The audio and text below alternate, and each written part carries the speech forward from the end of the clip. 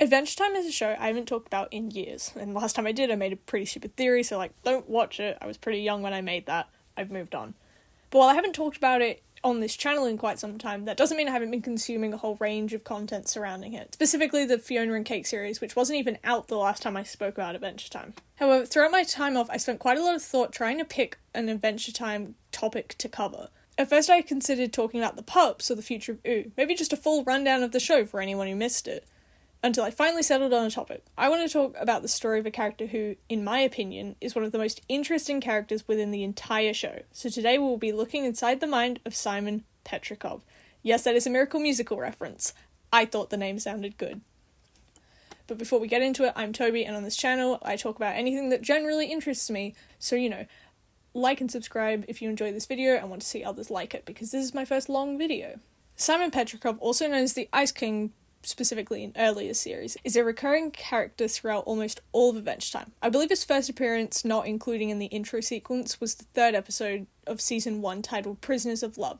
And honestly, this episode was an introduction to many of the strange mannerisms of the Ice King that are explained further into the series. Finn even says one specific line that is extremely important for Ice King's character, but I'll get into that later. I think the way I'm going to go about explaining the full story of Simon is first to outline the events in order of release, or how a regular audience would perceive it, and then go through the whole Simon story in chronological order. When we were first introduced to the Ice King, we found out a couple main things about him. He appears to be old, he has ice powers, he lives in the Ice Kingdom, he enjoys collecting princesses, and he seems to be rather sad and lonely. And that's pretty much it. Throughout season 1 and 2, he mostly kidnaps princesses or just causes some general trouble, and while his actions certainly aren't morally correct, most of the time he doesn't end up actually permanently hurting anyone. This leads to a weird sort of relationship formed between the Ice King and Finn and Jake. Finn and Jake aren't exactly friends with the Ice King, but they'll fight him if he does anything wrong, but they don't try to outright hunt him down just for existing. Furthermore, in the episode When Wedding Bells Thaw, Finn even remarks that he's happy that the Ice King has found love. It also seems that the Ice King has a similar attitude towards the two, never outright hunting them down, only encountering them when caught for his princess kidnapping compulsions.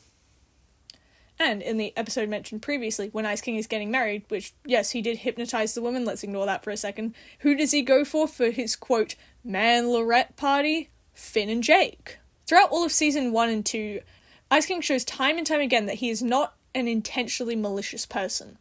One last piece of information that I'll point out, that probably won't make as much sense until later unless you really know the lore and can see where my head is at, is a quote from season 1 episode 24 titled, What Have I Done? When Jake remarks that the Ice King probably stole his crown from someone else, he replies, I didn't steal it, I made that item. Made it with the magic that I stole. Again, it doesn't make that much sense right now, but stay with me. I'm just going to add a quick note in here. The episode Thank You, we see Jake wearing the crown and just being totally fine, which has always pissed me off. And I mean, I know that Adamuto confirmed in an interview that he can wear it because it has a currently living host, so it can't do magic on other people. But that sounds like a retcon type of thing, and I don't know how to feel about that. I doubt that they planned that from the start. I think it was just supposed to be a funny thing. I've also seen things saying that Adamuto also said that it's because Jake already has powers. Okay, maybe I'll believe the living host thing. I'm not believing that one. That one's made up. While the Fionna and Cake episode doesn't really have that much lore pertaining to Simon, I thought it would be important to mention here for the sake of later discussion. The Ice King essentially enjoys writing fan fiction about a gender-bent version of Ooh, which I think is actually called but maybe that was in non-canon comics, I don't remember, I read a lot of the comics. Obviously Fionna and Cake are Finn and Jake, just changed. Two reasons why I wanted to bring this up. One, it's just important for later when I talk about the Fionna and Cake series, and two, I think it's in this episode, but maybe it's in another Fionna and Cake episode, that Cake puts the crown on her head and Fionna knocks it off saying, you'll catch her crazy. Now, if this is the specific episode and it's not the other episode that's Bad Little Boy, I think could be that one. I think it's this one though. This could actually be the first hint we get that the crown may be the culprit for the way that Simon is, given that these worlds are fairly similar. That is, until The two-parter special, Holly Jolly Secrets, was the first time in all of Adventure Time that we had any kind of backstory to the Ice King. The first part of the series revolves around Finn and Jake finding Ice King's evil tapes and wanting to play them to discover what his evil secrets are. Ice King, despite not fully remembering what's on them, is attempting to stop them. These shenanigans go on into the next episode, but the most important part of this two-parter is the final tape. Instead of being greeted with the current-day Ice King dancing or singing or weeping like the rest of them, Finn and Jake, as well as we the audience, are met with a younger man with glasses. Hello, my name is Simon Petrikov. I am recording this tape so that people will know my story. Simon Petrikov, as we are introduced to, recounts his backstory. He was studying to become an antiquarian of ancient artifacts. Eventually he found himself in contact with the crown. He recounts putting the crown on his head jokingly, but then fell victim to visions. I jokingly put it on my head just for a laugh or something, and that's when it started. The visions. I fought with them, shouted at them until I realized it wasn't real, it was the crown. I quickly took it off. This caused his fiancée, Betty, to run away, but more on her later. She becomes very important. The next few parts of the tape display the deterioration of Simon. His skin tone turns bluer, his hair becomes white and grows long, and he states, "My body temperature has been lowering at a supernatural rate, to what is now about 30 degrees Celsius. I don't know when it'll end. I'm really scared." Additionally, as the clips go on, Simon is clearly afraid of losing both himself and hurting those around him. One final important piece of dialogue is the fact that Simon refers to Betty as his princess, leading to further ramifications in the future. After the tape finishes playing, it is clear to the audience that the Ice King does recognise that the man in the tape is himself, given that he reacts stating, "Now you know my secret! I used to wear glasses!" This quote additionally reveals that the Ice King does not understand the severity of the situation that happened to him, his brain being so clouded by the madness of the crown and wizardry. I Remember You is an incredibly important introduction to the Ice King's relationship with Marceline. Up until this point, they never formally interacted with each other. IK shows up at Marceline's house, and we are instantly made known to the fact that these two know each other, given the fact that Marceline says, "I told you not to come around me." Ice King does not understand how serious she is, floating right into her house anyway. Later into the episode, the two begin composing a song together, and after a fight and then a song that actually kind of is a banger, the two kind of wallow together. Marcy remarks that she's actually glad to see him, and that maybe she's the one that's nuts. Ice King is surprised, asking, "Do you like me?" To which Marceline replies, "Of course I do, you old jerk." However, Ice King takes this to mean in a romantic way, which obviously disgusts Marceline and the rest of the audience, I hope. And then comes the most important part of this episode. Duh, you don't remember anything, do you, Simon? What, man? Why do you even come see me when you don't remember me? The audience gets the insane revelation that Marceline not only knows Ice King's real name is Simon, but that she has clearly known him from before the war and before the crown. Now, in the modern day, this may not come as a huge surprise to most, but back then when the episode released, this was a huge deal. On the back of the papers of Simon, lyrics from a time before he fully lost his sanity are scrawled. Seeing these, Marceline begins to sing them in one of, if not the most heart-wrenching songs in the entire series. This magic keeps me alive, but it's making me crazy, and I need to save you, but who's going to save me? However, despite singing these lyrics that Simon wrote himself, none of it seems to connect with the Ice King in any meaningful way. In the final moments of the episode, we are given a short clip of the young Marceline crying in an apocalyptic wasteland, before Simon, with long white hair but still mentally there, rushes over to her, handing her a stuffed toy which will be later known as Hambo. In fact, Hambo had been mentioned earlier in the series, in Memory of a Memory, in the same wasteland, but Simon wasn't there. An excellent next episode to discuss after the events of I Remember You is Simon and Marcy. We open with Finn, Jake, Marceline, and Ice King playing basketball at Marceline's house. When Finn and Jake inquire as to why Marcy invited IK, she responds with, quote, "Well, he's very dear to my heart. I love him," before then elaborating, stating that they have history that goes back a long way. How long? 996 years ago, to be exact. We cut to the apocalyptic scene that was first introduced in I Remember You. This flashback into the past perfectly displays Simon and Marcy's dynamic. Simon is clearly trying to entertain and distract the young, only 7 years old Marcy from the dire world around them. He takes on a fatherly role for her, joking around but also protecting her from the oozes that haunt the wasteland. By the way Marcy feels about the crown, she is aware of the fact that Simon is not entirely in control. We are hinted to this early in I Remember You by the line, "I remember that I saw you frown, I swear it wasn't me, it was the crown." Simon himself is also extremely aware of the ramifications of using the crown. However, life in the wasteland creates a necessity for defense, causing Simon to put on the crown to protect himself, but more importantly to him, Marcy. Another important, albeit small, aspect of the episode is the fact that while wearing the crown, Simon refers to Marceline as Gunther, hinting to the fact that there might be more behind the name than just the penguin. The episode continues. Marceline feels sick, and the two set out to find some chicken soup. Eventually they are faced with another dangerous situation, where Simon is once again forced to use the power of the crown in self-defense, even against Marceline's wishes. After the story concludes, we are taken back to the present. Ice King seemingly doesn't remember any of these events. Finn and Jake remark on how heavy the story was. Importantly, it seems that Finn and Jake finally begin to understand and gain empathy for the Ice King. I feel that it was probably at this point in the series, after watching the tape made by Simon himself as well as hearing the story from Marceline, that the two no longer see him as just an evil man who wants nothing more than to kidnap princesses, but rather a tortured man who is not entirely in control of his own actions. I also think that it might be from here that Finn, and maybe also Jake, but I'm not completely sure, begin referring to Ice King as Simon, but they may have already been doing that since Holly Jolly Secrets. I don't completely remember. Betty is one of the most convoluted episodes with a bunch of stuff going on, as well as some time travel stuff, so explaining it is a little weird, but it's also incredibly important for Simon's backstory, as well as the outcome of the entire series as a whole. Think of this episode as the first domino that leads up to the finale of Adventure Time. We open with Forest Wizard, Bufo, and Laser Wizard, also known as the Secret Society, as they prepare to summon Bella Noche, a being of pure anti-magic. Ice King crashes their summoning ritual before the Grandmaster Wizard also crashes it, aiming to arrest the Society for attempting to summon Bella Noche.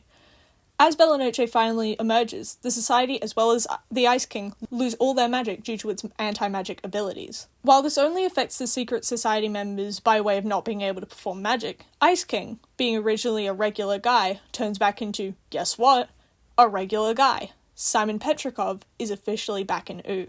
Simon stumbled out of the room, confused, fearing he's finally reached a state beyond insanity, where he just feels sane again. He hitches a ride on a flying carpet, stolen from Ash by the way, back to the Ice Kingdom, and begins looking through his books. We cut to a scene with Finn, Jake, and Marceline, all doing band practice. Suddenly, Marceline gets a call from Simon. Yes? Marcy, it's me, Simon.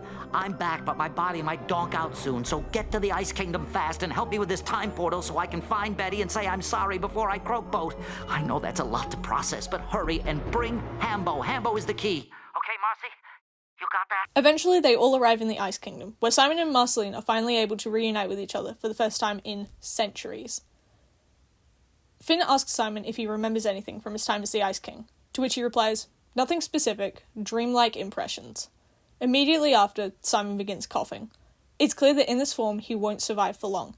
Yes, Simon is no longer under the influence of the crown, but since it's been the only thing keeping him alive for all these years, time begins to catch up on Simon. However, Simon has work to do. With Finn and Jake powering his generator and Marceline's Hambo, an object from the past, Simon is able to open up a portal to see Betty, his lover, for one final time. The portal opens, revealing Betty hiding from an insane Simon, just as described all the way back in Holly Jolly Secrets. Betty sees Simon through the portal, and one time travel explanation later, Simon is saying his final goodbye to Betty. Which, by the way, keep in mind the fact that this is likely pre-war OO, which is likely America.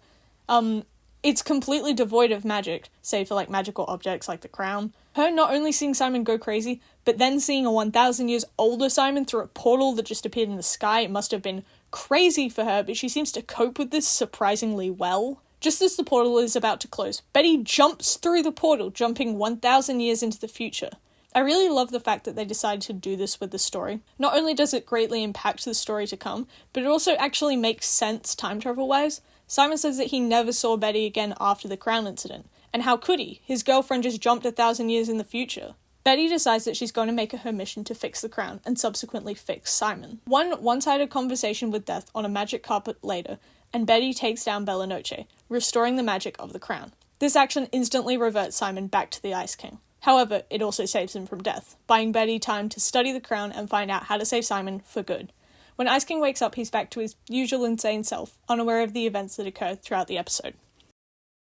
Season 6's Evergreen is possibly one of the most important episodes in relation to Simon and answers a lot of questions pertaining to the origins of the Ice Crown and why it caused Simon's insanity. Honestly, when I first watched this episode, which by the way was a very long time ago, I genuinely had to be younger than 10, I didn't really like it. It was one of the many Adventure Time Blu-rays I had, and every time it came on, I would get annoyed because it just felt so out of place and I had no idea what was going on. However, now that I am A, much more mature and media literate, and B, have seen the full series to give me much more context, this episode is so incredibly important for Ice King's character. In fact, it explains one of the biggest questions in Adventure Time. Why does some random crown do this to Simon? Evergreen is set in a prehistoric land, mostly inhabited by dinosaurs. Our main character, Gunther, not the penguin, but that's important, is a speaking dinosaur and the apprentice of Urgent Evergreen, the ice elemental in that era. In a meeting with the other elementals, Evergreen speaks of a comet that is writhing in a particular way that he's not fond of. He says that it will essentially wipe out all of them if they don't stop it. Luckily, he has a plan. Build a crown with the power to grant the deepest wish of its first wearer, which is obviously the destruction of the comet, right? Right? However, after pitching his plan, the other elementals disagree. They say that wish magic is dangerous and that their elements will be reincarnated long after they're gone. And then Slimy D, I guess? Alright, anyway. Urgence ices them and decides to go it alone with Gunther. To sum up a large portion of the episode quickly, they travel to the home of Magwood, a lava dog creature with ruby eyes needed to complete the crown. Once the crown is finally completed, the comet is mere seconds away from hitting the Earth. Urgence becomes indisposed at the last second, and Gunther is the only one who's able to put on the crown. However, when he does, we quickly find out that Gunther's deepest wish is not to destroy the comet, but rather to become Evergreen. In the last seconds of the scene, Gunther grows a long white beard, obtains ice powers, and begins shouting, "Gunther, no!" a common catchphrase used by Evergreen. Immediately after, we're shown that this series of events was taking place inside Ice King's mind. But I feel like I need to stress that this was not just a dream. This definitely happened. We see Gunther in another episode. And while I can't explain why this quote-unquote dream happened yet, don't fret because I will later. But importantly, we now know the origins of the crown, as well as the nature of the curse. Every wearer of the crown is cursed to become like Evergreen, or more accurately, like Gunther's idea of Evergreen. One part of me theorized that the reason for the insanity is not just an aspect of the crown, but the loss of control over oneself they may experience when turning. We know from Simon's case that initially after wearing the crown, he was instantly taken by the sheer power of the crown and started yelling and acting mad, just like Gunther did. However, we never got to see the aftermath of the crown on Gunther since the comet hit almost instantly. In Simon's case, we were able to see that the instant madness evoked by wearing the crown is temporary and only really felt when wearing the crown. That is, until the wearer begins to frequently use the crown. As mentioned before in Simon and Marcy, Simon is still partially in control when wearing the crown, as well as seeming almost entirely in control when not wearing the crown. This contrasts to the Ice King, who appears to be relatively unchanged when his crown is removed, aside from losing the ability to use his ice powers. Over time, long wearers of the crown go mad, in part due to the crown's curse, but also partially aided by the likely loss of hope and trauma response to the situation that they're in, similar to Martin Mertens. While this episode doesn't exactly center around Simon, it does show Betty, and where there's Betty, there's Simon. I wanted to bring up this episode because it draws a lot of attention to the effects of wizardry on magic users as a whole, but particularly to those who are not prepared for magic, such as Simon was when he jokingly put the crown on his head. This episode centers around Betty and Magic Man, as Magic Man is attempting to absorb Glob's power from his helmet after his previous quote-unquote death. Betty, as his assistant, is roped into the activity. Before the procedure, Betty and Magic Man talk. That's right. MMS runs through all magic users. I hung out with scores of them, all displaying varying degrees of magic, madness, and sadness.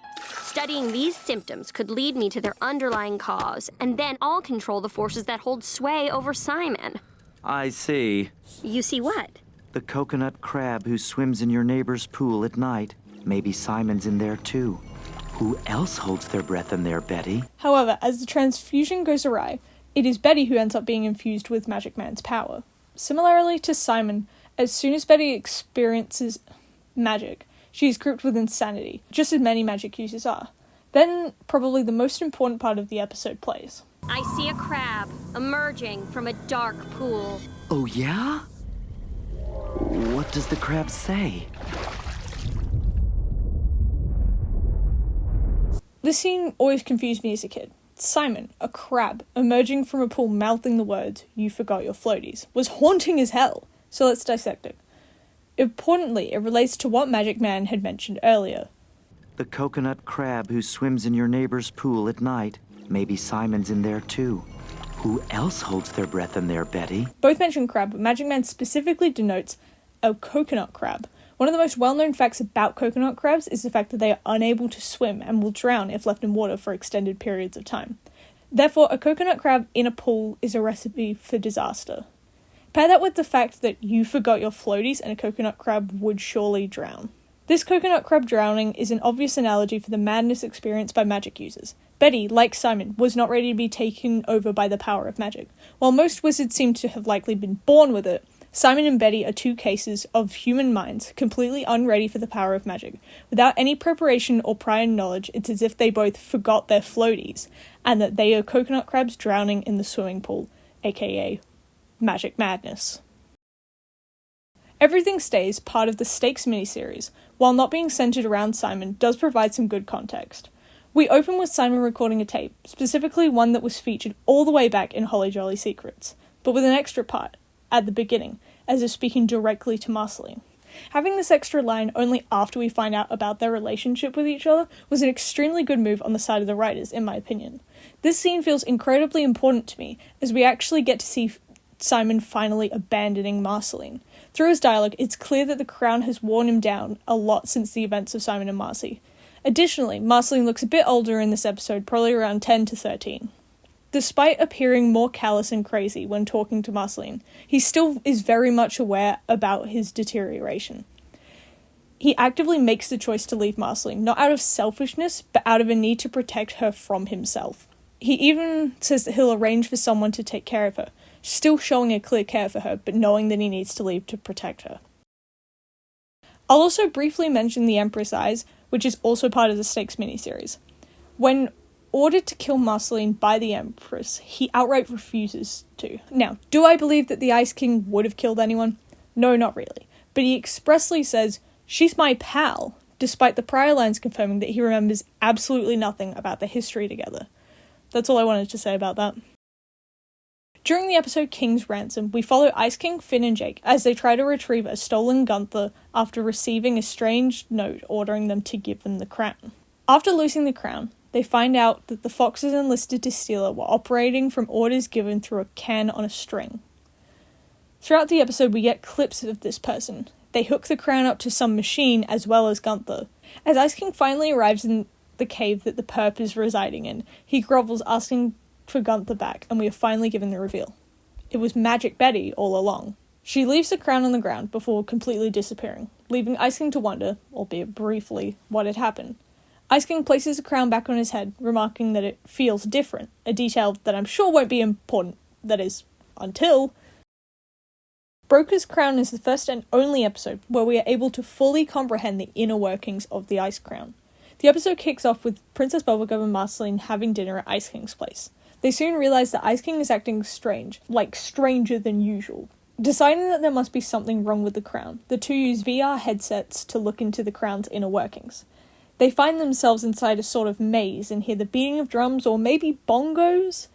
The two eventually meet Gunther. Yes, the original wearer of the crown, that Gunther. There are a couple other people inside the crown, including the real Santa, which no one else except for Marceline recognizes, which I think is a really fun detail. It seems that the crown copies a version of every owner into its circuitry where they are left forever. Eventually they meet Simon, who, like them, is concerned about the weirdness going on within the crown. Following its path of destruction, they eventually find Betty AI, a program created by Betty to work inside the crown to reprogram the wish magic. When trying to stop her with force fails, Simon decides to try to talk to her. He mentions how they met in the library reaching for the same book. He tries to convince her that she can't help him this way, and that she's doing more harm than good right now. Eventually, he convinces her, causing the Crown's defense system to begin running again. While this is good for Simon's safety, it does mean that Marceline can't come back and visit him again.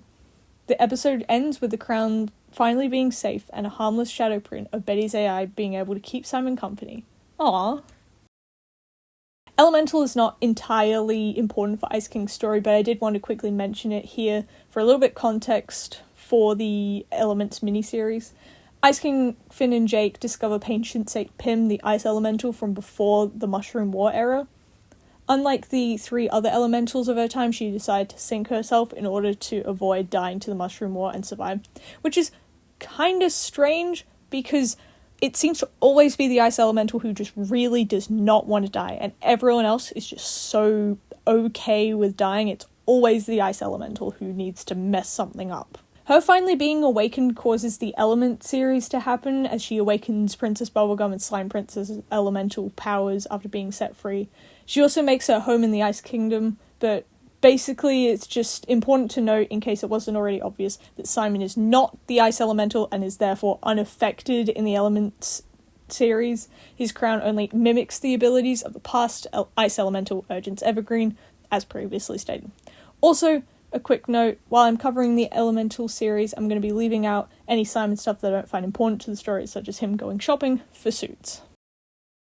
In the episode Bespoken for, Ice King recounts the events that occurred while Finn and Jake were visiting the islands. He recounts Betty appearing in front of him and then asking him out on a date.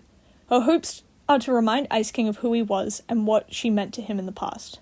She summons a faux restaurant mirroring the one they used to visit often, recounting the memories that they shared there together. After a while, it's clear that the Ice King isn't catching on to any of this. Betty, in a fit of rage or madness, zaps everything away. However, after a while of talking, Betty begins to warm up to this new Simon, possibly trying to foster a new connection with him. However, that's when Patient Saint Pym shows up, ices her, and then lies to the Ice King that she had gone home. Winterlight only has one moment I want to talk about quickly. The scene where Finn wears the Finn sweater and Ice King subsequently freaks out is something I see talked about online quite often. People have theorized that this might be a trauma response to the oozes, creatures most relevant post-mushroom bomb, and have like holes in their eyes and like stuff with sickening green ooze coming out of them, almost like multiple faces. I think that this is a cool theory. I have no idea if it has any actual legs to it or if it was intentional. If I had to guess, it's probably unlikely that it was an active decision from the writers and was more just a silly gag where he says, "The top one's fake." But I don't know. The writers could have also done this completely on purpose. I have no idea. But I think it's a funny moment and sad if it is a correct theory. Throughout the Elements miniseries, Ice King, Betty, Finn, and Jake set out to retrieve the princess's gems to use them in the Enchiridion to help put everything back to normal. Throughout this whole process, Betty seems oddly enthusiastic about this whole thing. In the episode Hero Heart, once Finn finally gets the last gem, Betty flies down on the magic carpet and asks for the jewels. However, once in possession of them, she Betty-trays Finn, pushing him off the carpet and flying into the sky with Ice King in tow. In the episode Skyhooks 2, Betty reveals her plan to the Ice King. She's going to use the power of the Enchiridion to send them back in time, erasing Ice King and Magic Betty from the world. Ice King isn't happy about this. Luckily, Ice King is able to disarm Betty at the last moment, steal the Enchiridion, and give it to Finn. The miniseries ends with the world being reset by LSP and Ooh being saved. I'm not sure where, but it might have also been in this episode that Betty, for her crime and attempt to time travel, is sent to Mars for punishment. This will be important later. This is where it's important later. The episode Temple of Mars does not directly show Simon, but it does have several mentions of him. The episode centers around Betty trying to heal from the loss of Simon. Each puzzle within the temple relates back to him in some way. We are also given some important backstory to their relationship. Betty, after meeting Simon for the first time, put everything on hold for him, an important fact that is brought up later in Fionna and Cake. However, the most important part of this episode is the foreshadowing for the finale. After Betty emerges from the temple, she is able to speak with Kingman. Instead of learning her lesson like Kingman intended, the trip through the temple only aided in making her even more determined to save Simon. Finally, she says she has a plan. So as I stared into that endless white void, I came up with a plan. A plan? For me to save my Simon, and for you to finally pull Margles back from the maw of Golb. This end to an episode is absolutely crazy. The manipulation, bringing up Margles, such an important figure to Kingman's life that not very many people know about, into Betty's own issues just to get him on her side is mental behaviour and excellent foreshadowing for... The finale, Come Along With Me, provides a bittersweet conclusion to the main series. The events of the Gum War take place, and just as everything appears to be resolved, Kingman plummets to the ground. A creature appears from the portal in the sky. The first scene with Simon is a flashback where Betty and Simon are making sundaes. Simon is reading about a creature named Golb, a powerful entity, the embodiment of pure chaos. Back in the present, Ice King, Finn and Jake fly up to attempt to stop Betty from summoning Golb fully. On the way, Jake stays back to fight. When Betty realizes they're trying to stop her, she emotionally supercharges Marcia, the witch, causing an explosion and for the three of them to fall into Golb's mouth. Inside Golb's stomach, the three of them are slowly digested into their natural forms. The crown ceases to work, Betty is no longer a wizard, and Finn, well, he just stays Finn, and importantly, keeps his missing arm, which I thought was a sweet touch. He was always meant to lose it. Simon is able to see Betty once again, and Betty is able to see Simon once again. Though it may be their final time, given that they are being digested and there is currently no exit. However, one emotional, heartbreaking song about time later, and a hole large enough for them to slide out of Golb's stomach, is formed. However, Betty opts to stay, unsure if the now reset crown will work outside of the stomach. She promises to keep Simon safe. At first she wishes for Golb to go away, but to no avail. She changes her wish, to keep Simon safe at all costs. This wish causes her to fuse with Golb, becoming Betty Golb. Or maybe Golb Betty, I don't really remember. Maybe Golb Betty, actually. By keeping Simon safe, she pays the ultimate price. She leaves Ooh and Simon. Simon is heartbroken by this fact, but the world is finally safe now. One last detail. In the last section of the finale, it shows everyone in the future. One of these clips is of Simon in Prismo's wish room. Prismo shrugs guiltily when we see a basketball bin appear. Simon has clearly ventured to Prismo's wish room in order to wish Betty back, but to no avail. While Simon does not play a major role in the story of Obsidian, it is our first time seeing him outside of the main series. Simon is first seen in the tavern, performing I Remember You, stating that the song goes out to Marceline. Aw, cute. Later during the special, we see Simon in Marceline's house in a blue muumuu and a tiny crown, just as he did when he was the Ice King. Additionally, he stands in the freezer. He states, "This is how I cope when the intruders enter." Even though this scene is mostly played for laughs, I feel that it is an important and sometimes overlooked scene. Simon is still haunted by the image of Ice King. After staying that way for so long and only being freed from that curse by the love of your life sacrificing herself for you, Simon is clearly and rightly traumatized. At least his way of coping is standing in front of a freezer and role-playing rather than kidnapping princesses. This is the last time we see Simon before the events of Fionna and Cake miniseries. Okay, I will admit outright that talking about the Fionna and Cake miniseries is going to be kind of hard considering I haven't watched it in over a year. So, this section is going to be pretty bare despite being really important for Simon's story. Simon now lives in a sky city as a sort of exhibit. He is still extremely traumatized from what happened during the events of the main series, as well as his time with the crown in general. Also, now that Simon isn't magic anymore, his mind isn't magic anymore, therefore Fionna and Cake's world, which existed inside his mind, became very normal. So that's why their little alternate reality isn't the same as Ooh anymore. Or as they had it called. Simon tries to summon Golb again, which is like the top 10 worst ideas, but like, alright, go off, dude. But instead, he accidentally just creates a portal that Fionna and Cake can go through to get to Ooh. The whole series revolves around trying to find another crown to make Fionna and Cake's world magic again. This involves a whole lot of dimension hopping, such as to Farm World, but also a bunch of other worlds, such as Vampire one and a completely dead one, courtesy of the Lich and his wish, all the way back in whatever season that happened in. In fact, it is in this world where he does the ritual again, allowing Fionna and Cake back into his head. This also allows him to meet with Golb Betty, or Betty Golb, whatever you call her. She ensures that Simon does not become Ice King, or at the very least a wizard again. That was her wish after all. Within this same episode, Simon is transported 1,000 years into the future and into the mind of Shermie, the cat that was first introduced in Come Along With Me and is likely an incarnation of Finn. Within this world, Simon and Beth, the other character introduced in Come Along With Me, who is likely an incarnation or at the very least a relative of Jake, explore a hollow book in a choose-your-own-adventure style. The whole book is meant to be an allegory for Simon and Betty's relationship. Simon jumps at the opportunity to pursue one goal without considering the feelings of the other person. This mirrors how Simon convinced Betty to put everything on hold of him in pursuit of the Enchiridion. Betty had plans before she met Simon, but she threw it all out for him, and while Simon wasn't intending on it, it wasn't a malicious thing, it was a pretty toxic thing to happen. For a relationship to only fulfill one person's needs, it cannot be healthy. Simon learns this in the episode, realizing the mistakes he made, and that it would have just been better to let Betty go. When Simon realizes that Casper's one of the characters meant to symbolize Simon, quest doesn't lead anywhere. He attempts to switch to Nova's, the stand-in for Betty, only to find out that he can't take back his choices. This obviously mirrors their real-life experiences. Simon's pursuit of the crown was what ultimately led to his downfall. Once he and Betty had made their choices to pursue it, instead of any of Betty's interests, there was no going back. Every choice that Simon had made had caused the events of this story to take place, and he can't take them back. That's all I'll say about the Fionna and Cake miniseries. I hope I didn't get too much wrong, but this is mostly based on memory and one small section of a Channel Frederator Adventure Time timeline. And that was the story of Simon Petrikov. Now let's put it into order. The crown is created by the ice elemental Urgent Evergreen in an attempt to stop the Green Comet. The crown allows the user to make one wish that is their deepest, truest desire.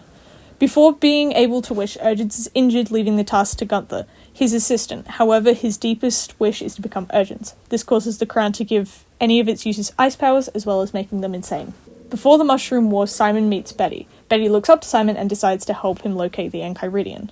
Betty had originally planned a trip to the Australian outback, but cancelled the trip to help Simon. The two confess their love for each other. Simon becomes in possession of the crown after purchasing it from a dock worker in Scandinavia. Simon puts the crown on his head for the first time and is instantly gripped with visions. This scares off Betty, his now fiancée, who in reality jumps into a portal 1,000 years into the future. Simon deteriorates, becoming paler, colder, and with longer hair, as well as more insane. The Mushroom War begins and ends. Simon survives them, likely due to the crown. Simon meets Marcy and the two become companions. Simon deteriorates further, eventually leaving Marcy for fear of unintentionally harming her. Over hundreds of years, Simon creates the Ice Kingdom and goes by the name Ice King. Ice King enjoys kidnapping princesses, a likely remnant for his affectionate nickname for his fiancée. Finn and Jake, now in U, stop the Ice King from kidnapping princesses over the years. Prismo the Wishmaster beams fanfiction into Ice King's head at night, creating Fionna and Cake. Finn and Jake learn the truth about Ice King and his origins. The Ice King temporarily turns back into Simon due to Bella Noche's anti-magic powers. Simon opens a portal to the past using Hambo. Betty jumps through this portal to the present. Betty becomes Magic Betty. Betty steals the crown, putting Betty AI into it. This AI interferes with the crown, causing Princess Bubblegum and Marceline to check it out. Marceline is able to say a proper greeting to Simon inside of the crown. The Element mini-series takes place. Ice King is nearly sent back to the past before thwarting Betty's plans. Betty is sentenced to penance on Mars. Betty, with the help of King Man, summons Gulp, the embodiment of chaos, in an attempt to get Simon back. Simon and Betty are digested by Gulp to their original states. Betty fuses with Gulp to save Simon. In the years later, Simon is unable to properly cope with this, even attempting to bring her back via Prismo's wish room, but to no avail. The events of the Fionna and Cake miniseries take place. Simon is made aware of his negative impact on Betty's life, and that his actions have consequences not only on himself, but others. And that is the complete chronology of Simon Petrikov, aka the Ice King. Simon's tale is a sad one. He was unknowingly changing his life by simply lowering a crown onto his head. However, without it, he would have surely died via the Mushroom War. This tale is one of, if not the most tragic within all of Adventure Time. No other character has gone through this much just to be beaten down by the universe over and over and over and over again. And I think that's why I've enjoyed so much talking about him. Sometimes it feels like there are too many happy endings. Adventure Time brings a more nuanced approach to the world. Simon was able to gain his sanity back, but at what cost? He lost the love of his life as soon as he got it back. His story is truly bittersweet. Thank you for watching this video. This is my longest video I've ever made, as well as the longest piece of writing I've ever written. I hope you enjoyed this video. If you made it this far, comment your thoughts on Simon or if there's anything important you think I missed, and I will see you next time.